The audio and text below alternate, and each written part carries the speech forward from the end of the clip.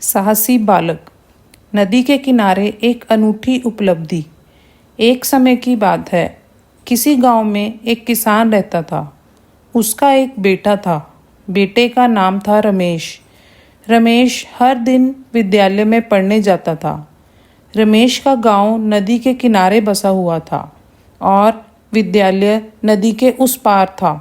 हर दिन की तरह रमेश विद्यालय जा रहा था।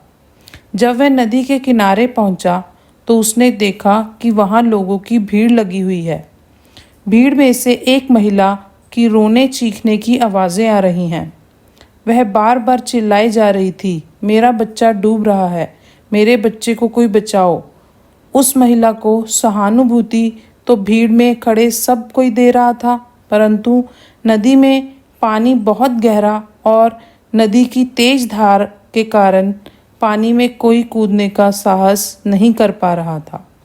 रमेश से उस महिला का रोना देखा ना गया। उसने अपने बस्ते को एक और रखा, कपड़े उतारे और नदी में कूद गया। नदी किनारे भीड़ की टकटकी उस बालक पर थी। ऐसा साहसी और बहादुर बालक उन्होंने कभी नहीं देखा था। नदी के बहाव के पानी को चीरता हुआ बालक बच्चे की ओर बढ़ता जा रहा था। थोड़ी देर में वह बच्चे के पास पहुंच जाता है और उसे पकड़ लेता है। रमेश बच्चे को अपनी पीठ पर चला लेता है और रमेश साहस के साथ नदी के किनारे धीरे धीरे बढ़ने लगता है। तैरता हुआ रमेश थोड़ी देर में नदी के किनारे आ जाता है। रमेश बच्चे को पीठ से उतारकर धरती पर लेटा देता है। बालक की माँ की जान में जान आ जाती है। बच्चे की माँ ने आगे बढ़कर रमेश को बहुत बहुत आशीर्वाद दिया। अन्य लोगों ने भी रमेश की बहुत प्रशंसा की।